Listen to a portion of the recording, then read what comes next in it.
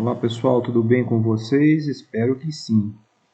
Na aula de hoje nós faremos uma introdução ao estudo das funções. Então nós vamos começar explorando a noção intuitiva de função e depois nós daremos a noção de função via conjuntos, tá? Então, começando, vamos explorar intuitivamente a noção de função. A ideia de função está sempre presente quando nós relacionamos duas grandezas variáveis, tá? Quando o valor de uma grandeza depende do valor de outra grandeza. Vamos fazer alguns exemplos aqui. Ó. Então, no primeiro exemplo, a relação entre o lado do quadrado e o seu perímetro. Aqui eu tenho um quadrado.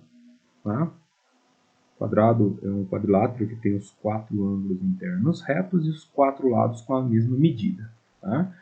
O perímetro é a medida do comprimento do contorno da figura. Tá? Então, se o lado do quadrado mede 1, o seu perímetro mede 4. Se o lado mede 2, o perímetro mede 8.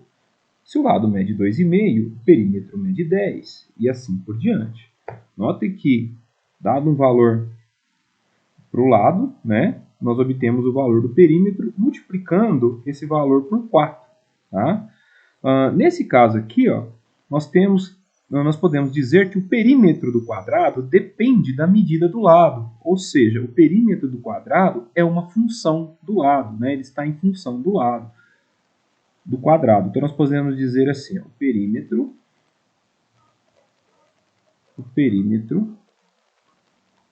do quadrado é uma função do lado do quadrado. Porque ele depende do valor do lado do quadrado. Tá? E qual é essa função, essa dependência? Nós podemos dizer aqui que o perímetro P ele é igual a 4 vezes o lado.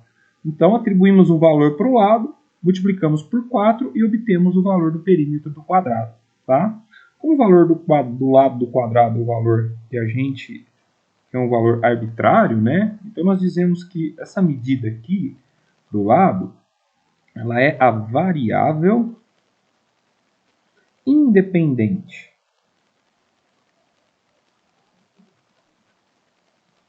Já que esse valor é atribuído arbitrariamente. Você escolhe um valor. Tá?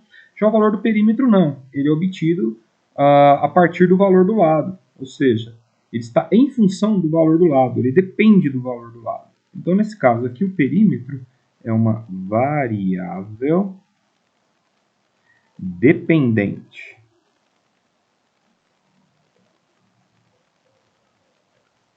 Tá? Então, aqui nós temos o conceito de função, quando o valor de uma grandeza depende do valor de outra grandeza. Ou seja, o valor de uma grandeza está em função do valor de outra grandeza. Tá? Um outro exemplo aqui. Ó. Numa rodovia, um carro mantém uma velocidade constante de 90 km por hora. Vamos olhar aqui na tabela que relaciona o tempo medido em horas com a distância medida em quilômetros. A distância D medida em quilômetros. Então, quando o tempo for meia hora, a distância é 45 quilômetros. Quando o tempo for o de 1 hora, a distância é 90 quilômetros. E assim por diante. Tá? Notem que, à medida que o tempo passa, eu tenho uma distância percorrida. O tempo ele não depende de nada. Então, ele é uma variável independente. Uma variável independente.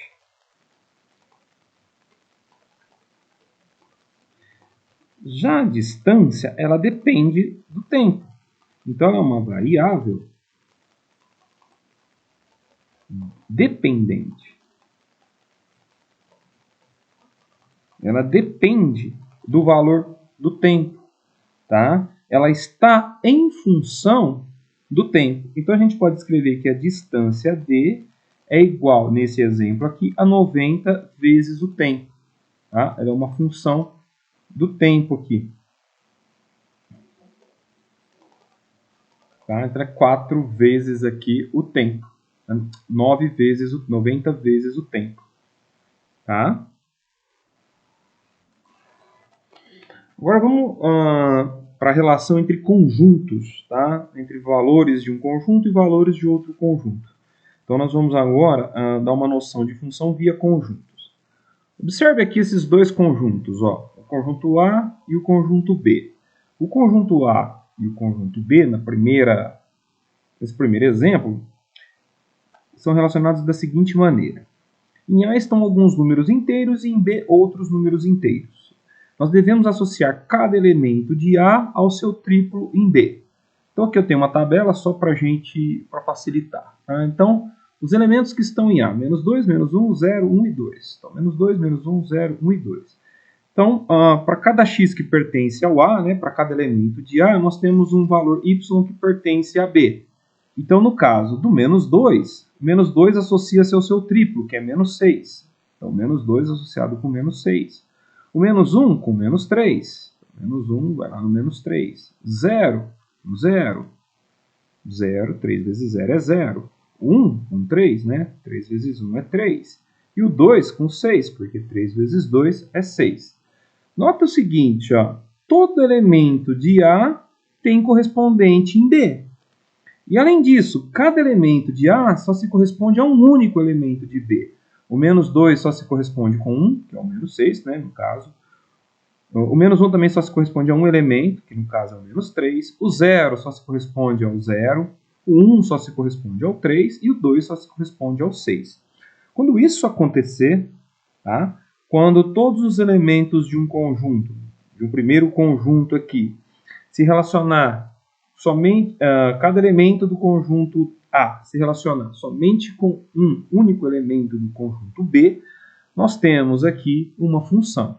Então, nesse caso aqui, ó, nós temos uma função. Os elementos de B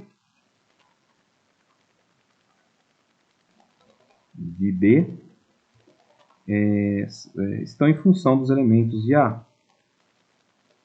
Os elementos y, né, de B estão em função dos elementos x de A.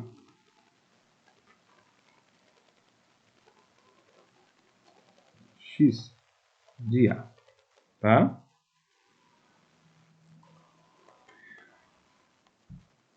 Segunda situação. Dados o conjunto A, 0 e 4, e B, 2, 3 e 5. Nós relacionamos A e B da seguinte forma. Cada elemento de A é menor do que um elemento de B. Então, o 0 se relaciona com os elementos que são maiores do que ele. Tá? Então, o 0 se relaciona com o 5, com o 3 e com o 2. E o 4 se relaciona com o 5. Tá? Porque o 4 ele é maior que 3 e maior que 2. Tá? Então, os elementos de A só se relacionam com os que são maiores do que ele. Então, o 0, como ele é menor que o 2, ele se relaciona com o 2. Como ele é menor que o 3, ele se relaciona com o 3. Como ele é menor que o 5, ele se relaciona com o 5. Já o 4, ele é maior que o 2, então não se relaciona com o 2. O 4 não se relaciona com o 3, porque ele é maior. Mas ele se relaciona com o 5, porque ele é menor do que o 5. Nesse caso, não temos uma função de A em B, pois o elemento 0 de A ele se corresponde com 3 elementos de B, tá? E não apenas com um único elemento de B. Tá? Então, o elemento do conjunto A só pode corresponder com um único elemento em B. Então, nesse caso aqui, ó, não é função. Não é função. Tá? Isto daqui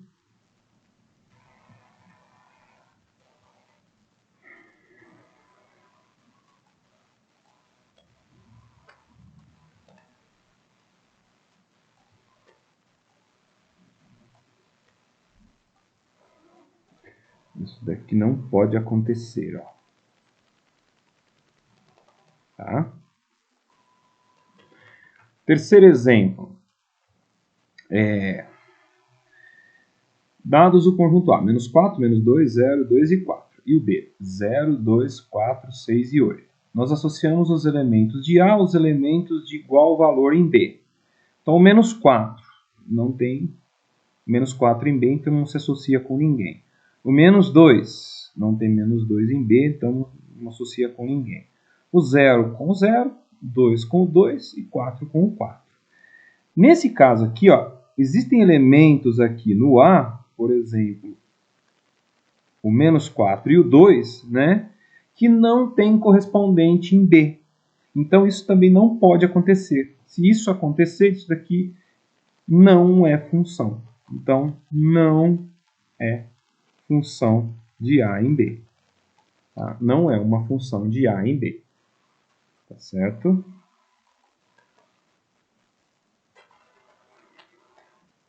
Quarto exemplo. Dados os conjuntos A, menos 2, menos 1, 0 e 2. E B, 0, 1, 4, 8 e 16.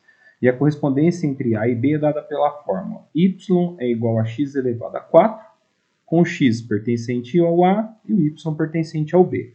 Ou seja, nós vamos pegar os elementos de A, elevar à quarta potência, e nós vamos obter um elemento. Esse elemento tem que estar em B. Tá? Então, menos 2. Menos 2 elevado à quarta potência dá 16. Ok. Menos 1 elevado à quarta potência dá 1. Ok. 0 elevado à quarta potência dá 0. Ok. 1 elevado à quarta potência dá 1. Ok. E 2 elevado à quarta potência dá 16.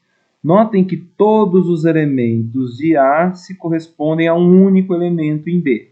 Então, o menos 2 só o 16. O menos 1 só o 1. O 0 só o 0, o 1 só o 1 e o 2 só o 16.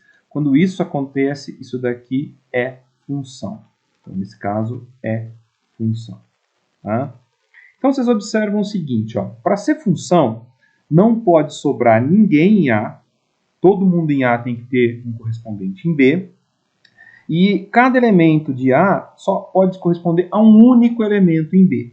Tá? Então, um elemento de A não pode ter dois correspondentes em B. Em B não tem importância. B pode sobrar elementos sem correspondência, não tem importância. E um elemento de B pode corresponder com 2 de A, também não tem importância. Tá? Continua sendo função. Então, desde que todos os elementos de A tenham um único correspondente em B, é função. Tá bom? A definição, então, é essa. Dados dois conjuntos não vazios A e B, uma função de A em B é uma regra que indica como associar cada elemento x pertencente a um único elemento y pertencente ao B. E nós vamos usar a seguinte notação, função de A em B. Então, todo elemento de A, ele tem um correspondente em B. Tá? Esse valor em B, esse y, ele é uma função de x. Então, a função f transforma o x de A em o y de B. Tá certo?